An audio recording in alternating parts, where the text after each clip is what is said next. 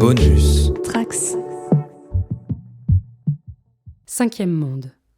Épisode 6. Supernova.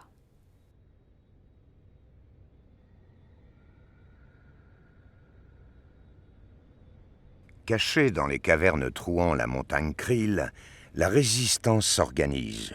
Ici flottent beaucoup d'étendards, celui des Lucioles, mais aussi ceux de plusieurs factions d'unités sympathisantes affichant des symboles comme un mégaphone, un cristal ou un œil bleu. Axion et Kaina arrivent en Scoutwing. Le couple descend de leur engin et s'avance sur une grande plateforme donnant sur une crevasse sombre où des centaines de Lucioles circulent parmi les machines et le matériel entreposé.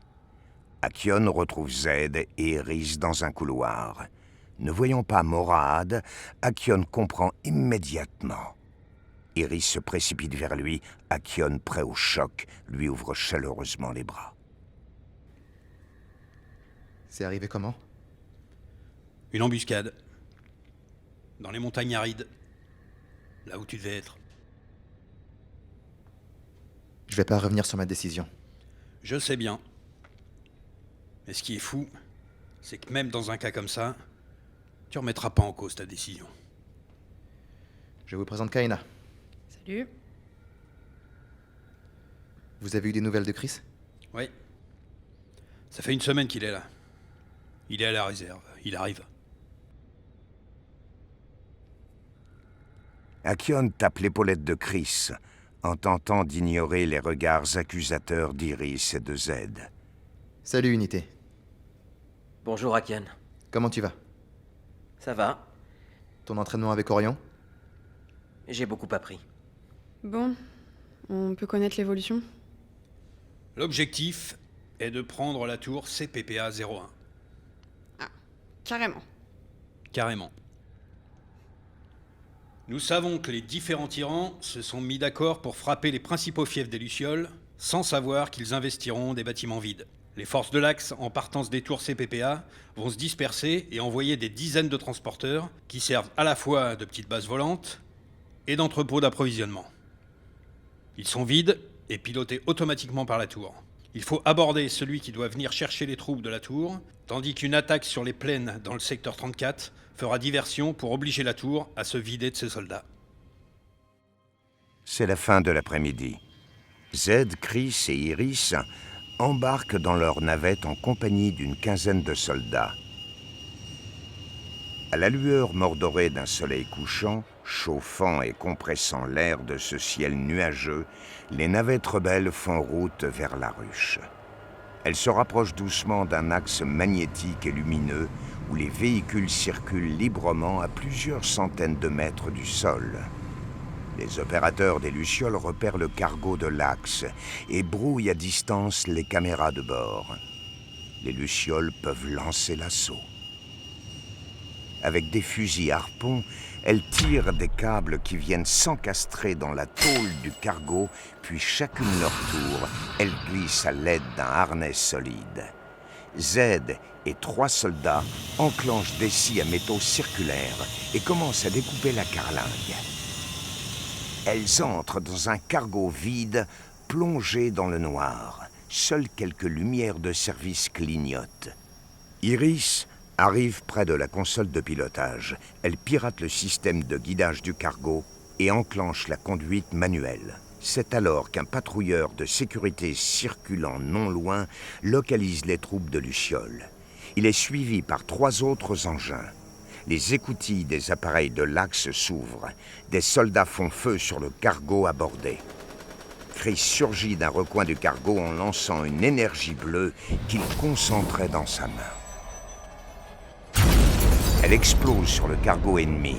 Sous l'effet du choc, celui-ci est dévié vers son voisin et par un effet de domino, percute les suivants. Mais leur chute dévoile un 4e patrouilleur depuis lequel une roquette est tirée. Elle explose au niveau du cockpit, où Iris se trouve. La jeune Luciole est grièvement blessée par l'impact. L'un des soldats prend les commandes, tandis qu'un autre prodigue les premiers soins à Iris. Soldats, donnez-lui un peu de morphine. Je sais pas, capitaine. Elle risque d'être un peu moins consciente et... Oh putain, mais file-moi ça!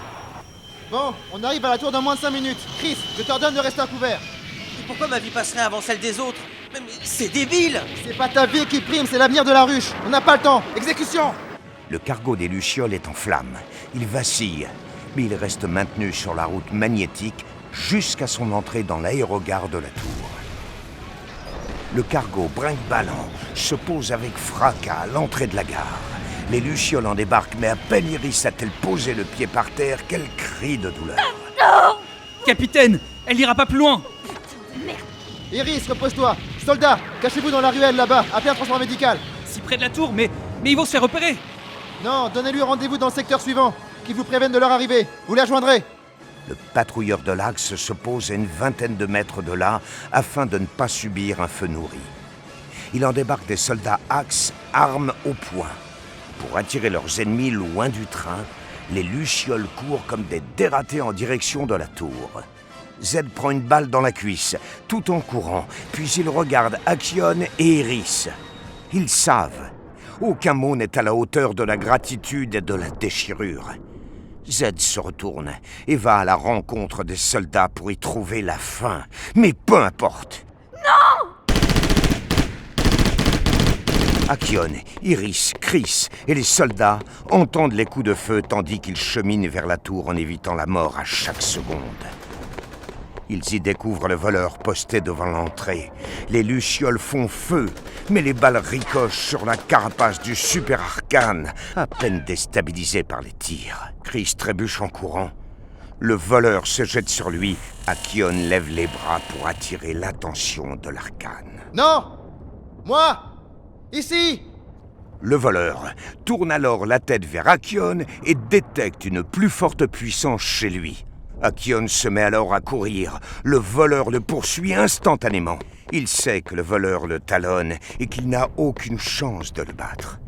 Il s'enfonce alors sans le savoir dans un cul-de-sac, fait de constructions bancales de gravats et de béton. Le voilà entouré de murs infranchissables. Seule une toute petite portion sur la droite est suffisamment dégagée pour constituer une sortie. Il s'y précipite, mais le voleur qui connaît le lieu atterrit lourdement devant lui en barrant ainsi le seul accès possible. Akion réalise qu'il va livrer là son dernier combat. Allez, amène-toi qu'on en finisse. Il se met en garde en sortant son sabre et en déclenchant son aura d'un bleu électrique. Une lame rétractable se déplie depuis le bras du voleur qui prend exactement la même posture qu'Akion.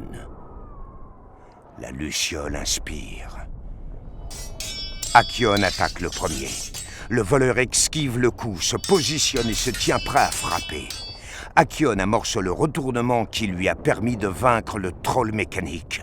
Mais le voleur sait que son adversaire sera immobilisé dans cette position défensive pendant un instant. Mais Akion frappe finalement le voleur totalement pris de court et lui tranche la tête. Celle-ci est éjectée. Elle fait plusieurs tours sur elle-même avant de tomber lourdement sur le sol poussiéreux. Akion regarde la tête lisse et ovale de l'être artificiel qui réfléchit son image, et du bout de sa lame, il déclenche une boule d'énergie qui fait exploser le home du voleur de technique. Le guerrier n'en revient pas. Il tombe au sol essoufflé. Les Lucioles franchissent les étages. Tenez bon, on va y arriver! De grandes vitres cristallines quadrillent tout l'espace à droite, tandis que les murs à gauche sont jalonnés de portes sur l'étage. De l'une d'elles sort Ripkan, se saisit de sa dague et qui part comme un éclair se planter dans la gorge d'un soldat qui tombe au sol en mettant ses mains sur la plaie. Trop tard. Ripkan se retourne et esquive les tirs avec une vitesse hors norme et se débarrasse des deux soldats restants en alternant coups de sabre et de dague. Chris se retrouve seul face aux prédateurs. Les deux guerriers sont sensiblement de même taille et partagent une certaine ressemblance physique. Ils enflamment leurs énergies respectives d'un rouge vif pour Rip Kahn et blanche pour Chris. Ils commencent à échanger quelques violents coups d'épée acharnés, les deux adversaires testant chacun la technique et la défense de l'autre. Mais Rip Kahn prend vite l'avantage et donne un coup de pied à Chris qui est projeté en arrière. Il brise l'une des vitres de cristal en la percutant. Il se relève. Rip Kahn fond sur lui et lui décoche un magistral coup de pied sauté. La colère de Rip Kahn embrase alors la fréquence-présence dans l'air. Tel un gaz en contact avec une flamme, le choc est terrible.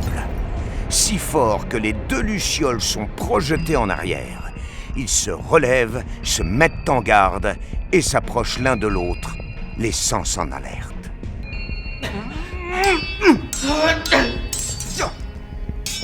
Tu ne sais pas qui je suis. Et toi, tu ne sais rien!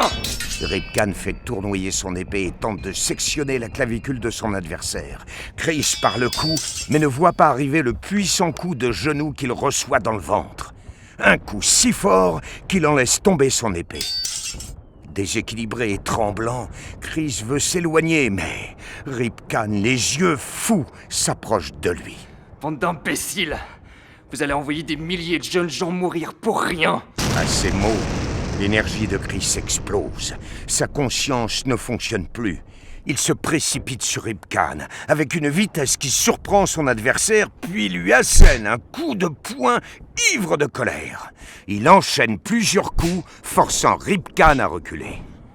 L'aura de Chris augmente en même temps que la rage qu'il donne dans ses... Attends! Il faut que tu saches quelque chose! Mais Chris n'écoute pas. Rip Kahn devient le seul point dans l'espace dans lequel l'esprit de Chris est focalisé. Et c'est dans cet état, hors du monde, que pendant un très court laps de temps, il voit autour de son adversaire une sorte de quadrillage lumineux, définissant les structures de la réalité. Son dernier coup de poing sera explosif. Rip Kahn a été touché mortellement. Il se met à crachoter du sang, les yeux écarquillés, les mains tremblantes. Rip Kahn lâche sa dague et s'effondre sur le sol, comme un immeuble s'écroulant sur lui-même. Avachi contre le mur, les yeux grands ouverts de Rip Kahn fixent Chris. Son souffle devient court.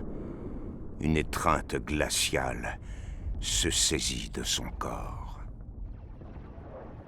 Rip Kahn tourne alors doucement la tête vers Chris.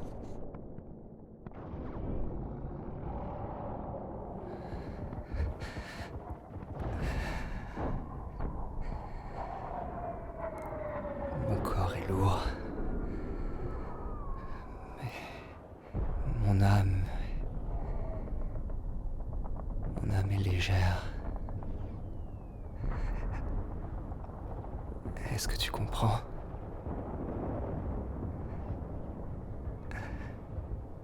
Tu comprendras.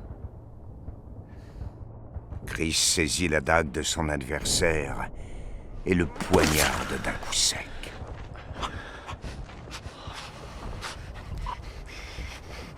Rip Kahn crache du sang, puis ferme les yeux et meurt doucement. Chris, exténué, tombe au sol pour reprendre des forces. Il reste un petit moment là, assis au sol, hagard, saisi par une émotion inconnue avant que les renforts n'arrivent. Il se relève, prend son épée et emporte avec lui la dague en argent de son adversaire vaincu. Il accompagne ensuite le peloton qui envahit le couloir et le bureau du tyran.